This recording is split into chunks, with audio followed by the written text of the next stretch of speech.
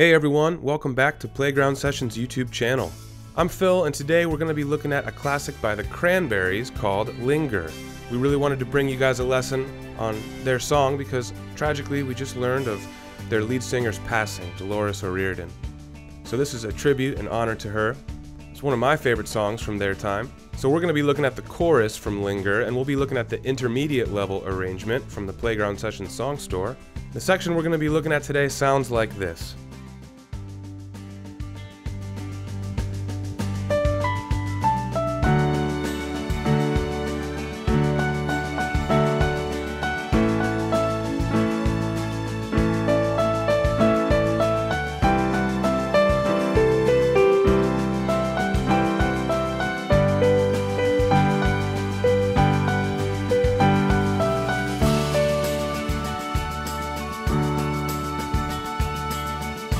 Now we've got this song in multiple difficulty levels in the app, and we've got the full song for each difficulty level. So in this video we're just covering the chorus from the intermediate level, but if you want to learn more or learn it at a different level, check out the Playground Sessions app. Right now we're offering a free trial for 30 days where you get full access, no strings attached. So if you click the link in this video's description or if you tap that card above, you can start playing in the app for free today. But let's go ahead and start in this video. Let's break down the right hand first.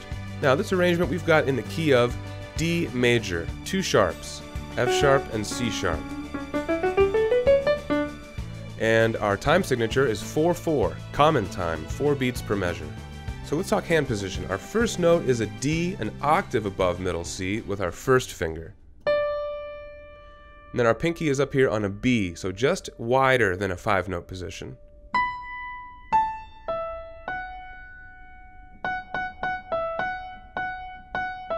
So the whole top line, that's where we are. Now next line down, same idea, but we're actually going to use our third finger on E. And that's so that right now our thumb can reach down to this A. So now we're down in a G position. But very quickly we're going to jump right back up to an E with our third finger. Alright, now final line down. We're here in this B position, and we will be for the remainder of this section.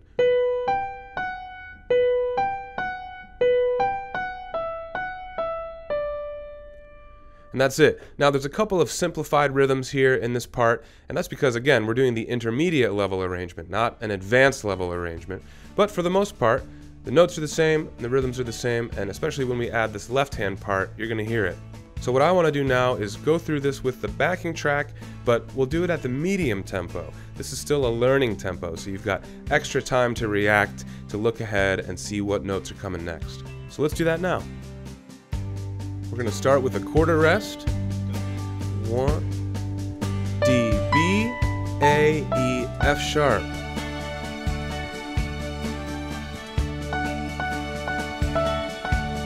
Tie.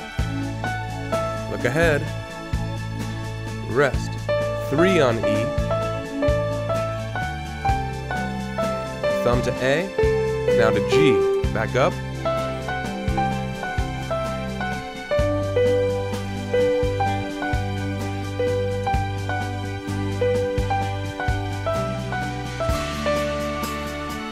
And then we rest for the remainder of this section, one more measure. Go ahead and try that with me a handful of times. Pause, rewind, and play back. But when you feel comfortable and you feel ready, let's try it at full tempo. 1, 2, set, go.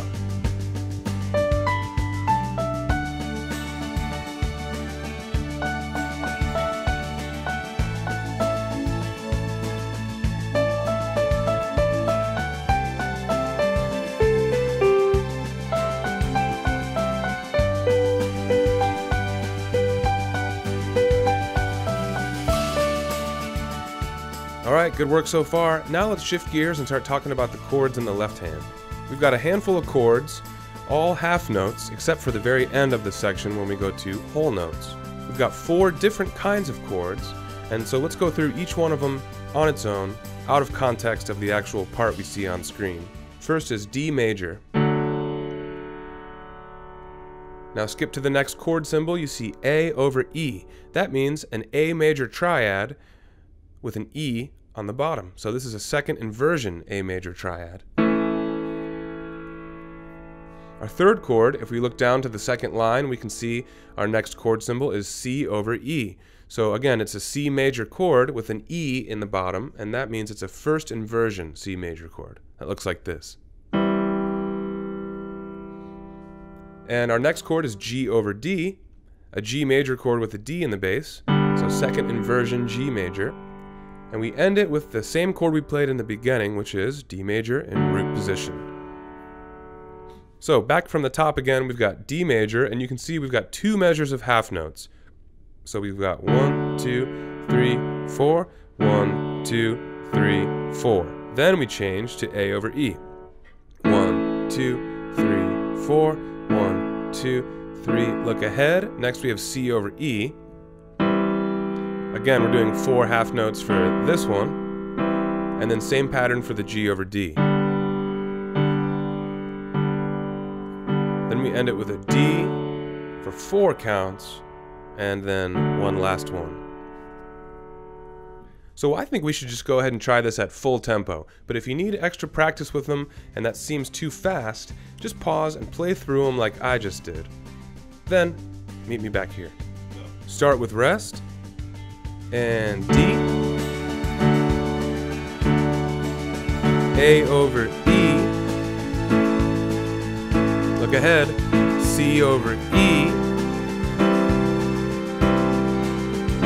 G over D, and D.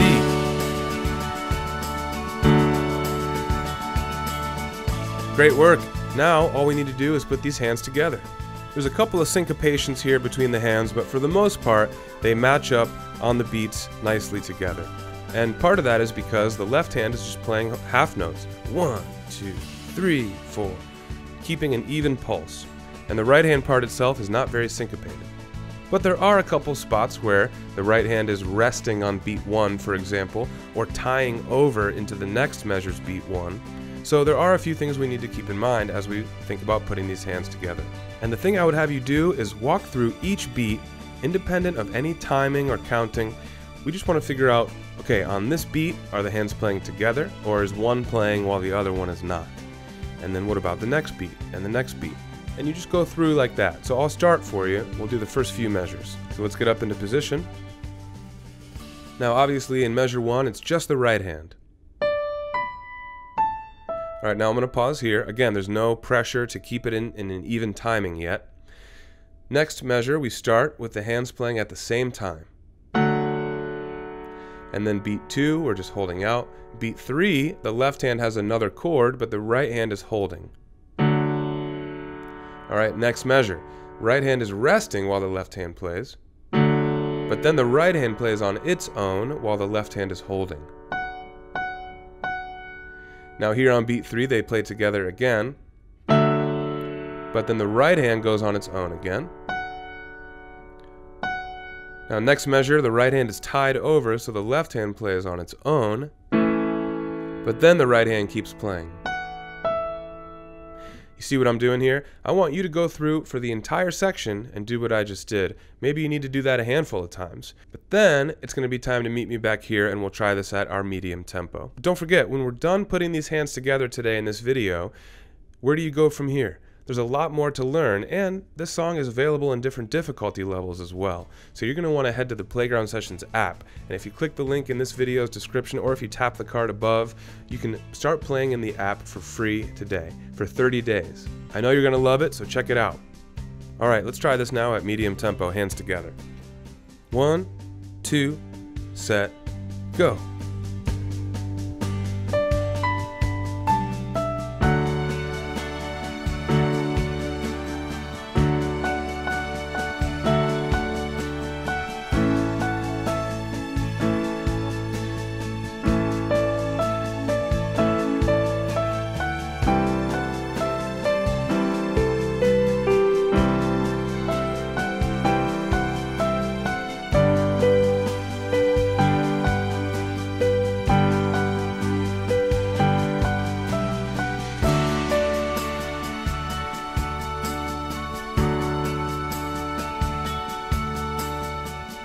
There we have it, guys. So when you're ready, after you've done that a few times with me, meet me back here for the final step. This is going to be hands together for the full tempo of Linger by the Cranberries at the intermediate level. This is the chorus. We've done it. Final step. You guys ready? I am. Let's do it.